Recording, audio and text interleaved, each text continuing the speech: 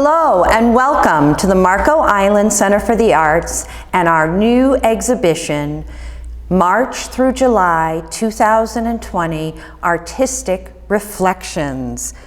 This exhibition will be with us until October 6th. Now we want to reassure you that your safety and well-being is of paramount importance to us, so we are following every safety guideline and protocol within the building. So please come and join us, but bring your own mask or we'll have one for you.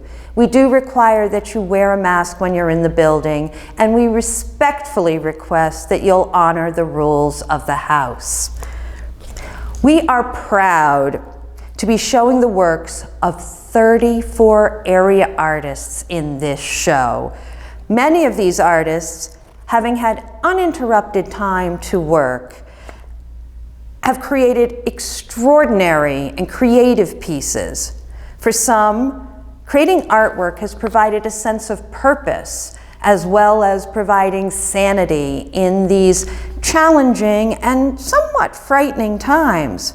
Still, other artists have used their artistry to reflect issues of the day, whether addressing coronavirus, social justice, loneliness, despair, or hope.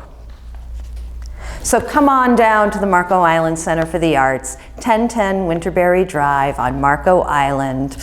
The Art Center is a gallery. I am in a gallery, and we encourage you to purchase art from your area artists. Come on now. You have a wall or a shelf or a curio that has space for that special something that you're looking for, and we can help you find it. Become a collector or add a new piece of art to the collection you already have. Now, let's get started. Here we have a very charming oil painting done by artist Vera Ripley. Vera, who was a student here at the Art Center and is now selling her work, is a gift gallery favorite, and her little mice, or perhaps they're rats, but if they're rats, they're absolutely beautiful and cute and very stylish rats, can be found in homes near and far. I think I have 4 of Vera's paintings in my home. And if you're interested in this, if you don't get down soon, that painting may have a red dot that says HC, because I may just buy it. Above Vera's painting is the artwork of Barbara Parisi. Barbara is the chair of the Marco Island Center for the Arts Gallery Committee, and we are grateful for all that she does. The pieces that she has here are textile pieces, so look carefully both at the color and the detailed work. The technique is called Bargello. And Barbara, who is quite a world traveler, has inserted in each of her pieces a sparkly little friend who looks like they may be from a country far away.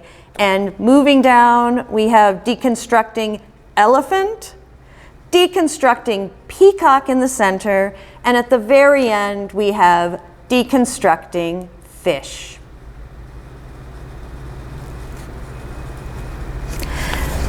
The title of this piece, this 2020 Family Musing, is created by artist Susan Gross, but not just by artist Susan Gross. This painting started with a background that was an unfinished painting of Hurricane Irma, which in many ways portrays the turmoil of the pandemic.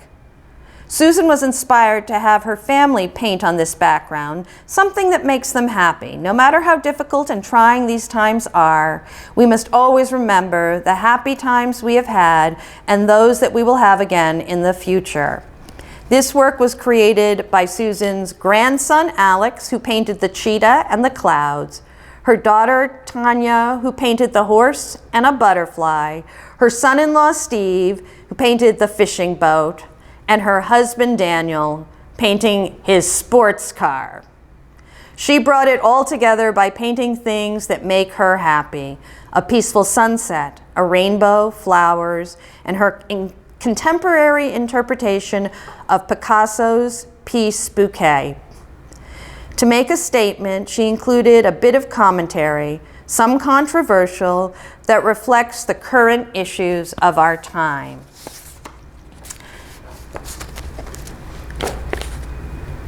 Judy CHINSKI's piece is entitled Peaceful Protest. This acrylic painting is one where the artist was inspired and is making a statement that you can protest through your art when you can't protest peacefully. JOANN Sanborn has a piece next to that, a lovely piece. It's an acrylic in blue, and there is a story because clearly this technique is not what we know our beloved Everglade artist by, so we will tell that story in a second. TRACY POSPECK is known for her mixed media work, as reflected here on our walls, and her response to what is happening in the world around us. The pieces are entitled Mystical Sunrise, The Beacon in the Window, which is something we have experienced lately and something that makes us think of the isolation many of us have had to endure during these trying times. Her piece, Fight the Toxic Prison, uses headlines from the papers about coronavirus. And this collage speaks to this unprecedented time in history. All of the masks in the piece that you see were hand-painted by the artist. Again, this piece is entitled Fight the Toxic Prison. Also a mixed media piece is done by artist Joanne Brandow, where her piece entitled Self-Portrait is also a statement about the times in which we live and how artists interpret them and how artists tell those stories. The next three paintings are by artist David Fuller. They are acrylics. And Mr. Fuller is a storyteller, and he tells his stories through his paintings. This piece, which is entitled Peace and Kayak, a bit of a play on words as opposed to peace and quiet, we see a Buddhist monk from Thailand who is looking out, and what does he see as he is reflecting? A kayak. The piece is entitled Peace and Kayak. The next story is a piece told by this acrylic painting. It is entitled Proud to Be. David Fuller is representing in this woman's face her pride in America. But what is she really thinking? Below this piece, another work by David Fuller is entitled Concussion. And here, this is the artist's response to what is happening in the NFL at times. It's the result of what happens when heads collide and the dangers. The piece is entitled Concussion. Cynthia Dayton's work, entitled George Floyd, USA, is done in pastel. This is the haunting response to the recent events that have occurred. It was inspired by two separate news articles, and she's using color there because, in a sense, the artist told me herself we should look beyond color. Speaking of colorful, the piece next to it, very different, is also by Cynthia Dayton, entitled Purple Pandy. And she told me Pandy was not for the pandemic. It's actually the title for one of her, that is a British show that her grandson is interested in. This piece of collage works with various papers and textures, and when combined, creates this dynamic and interesting work. Marco Island art teacher and talented artist in his own right, Rob Eder, has two pieces in our show. Both are digital artworks, and these also are pieces that are an artist's interpretation of what we are facing in this present day and age. The pieces are entitled Alone, Afraid, and Tired. And as you can see, Alone, Afraid, and Tired won first place for our two-dimensional art, but also compelling, colorful, engaging is Rob Eder's digital art piece, Tropical Depression. Multi-talented artist Betty Newman, who has been working away during this time of lockdown. I've seen lots of her work posted on social media, and she has been busy and productive. And we are grateful that she brought two extremely compelling pieces that look out at you and draw you in, that were inspired by these times and how we all feel when facing COVID-19. The pieces are called Out of Chaos and Is It Safe to Come Out? Mixed media artwork by Betty Newman.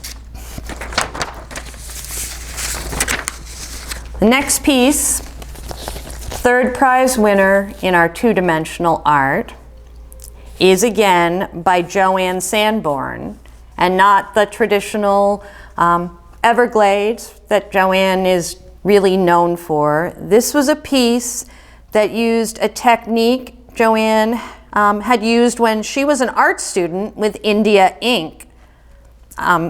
She put this, her first piece that was done like this, she put in a student show and it sold.